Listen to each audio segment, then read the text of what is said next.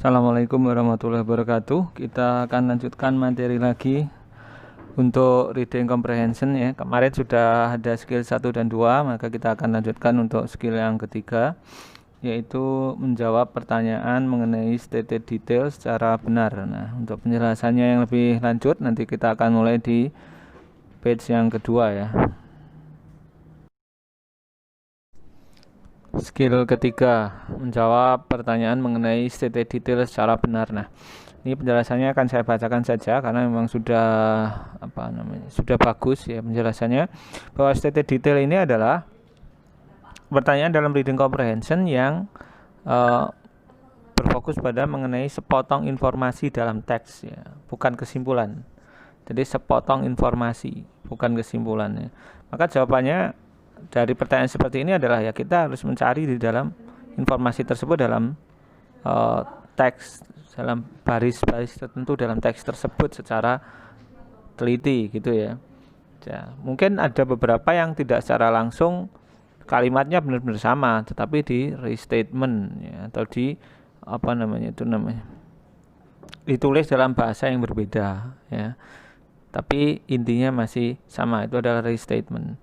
Nah, kemudian kita akan mengenali lebih jauh mengenai indikasi pertanyaan-pertanyaan yang menanyakan mengenai stated detail ada di page yang ketiga ya. Jadi page yang ketiga itu isinya adalah bagan mengenai pertanyaan-pertanyaan indikasi yang mengindikasikan mengenai stated detail.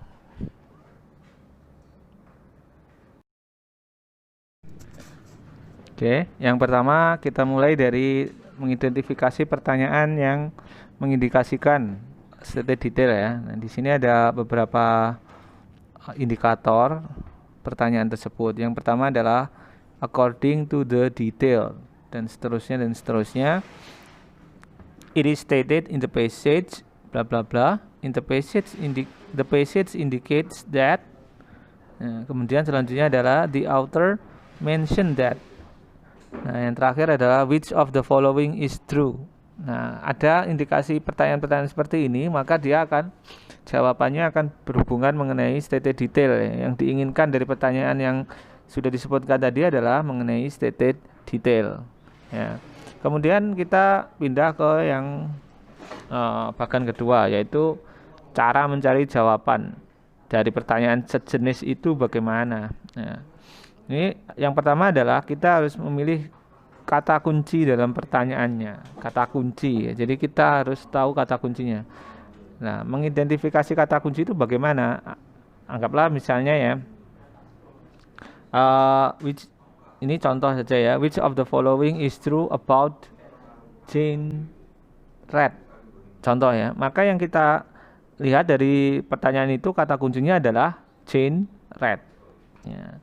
Kemudian yang kedua, bacalah secara cepat untuk menemukan kata kunci pertanyaan dalam teks soal. Nah, kita harus membaca teks soalnya, kemudian secara cepat, dan kemudian kita mencari kata kunci di dalam teks itu, misalnya genre tadi ya.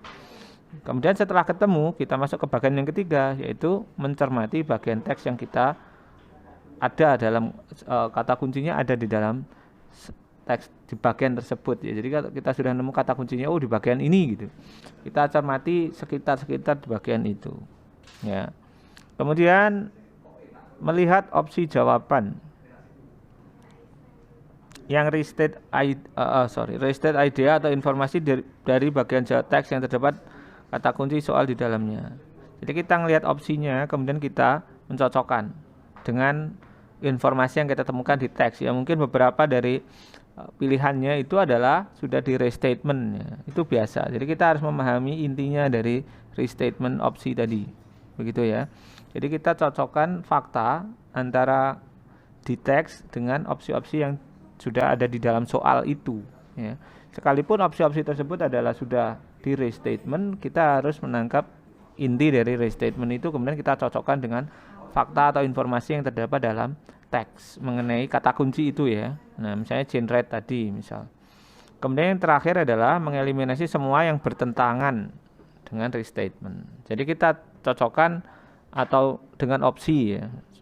Jadi kita melihat Kemudian apakah opsinya ini ada nggak yang bertentangan? Misal, opsi A apakah bertentangan, opsi B apakah bertentangan, opsi C apakah bertentangan, opsi D apakah bertentangan dengan fakta atau informasi yang kita dapat dari teks tersebut gitu ya. Jadi kita eliminasi satu-satu sehingga kemudian menyisakan satu opsi yang paling benar atau yang tidak bertentangan ya.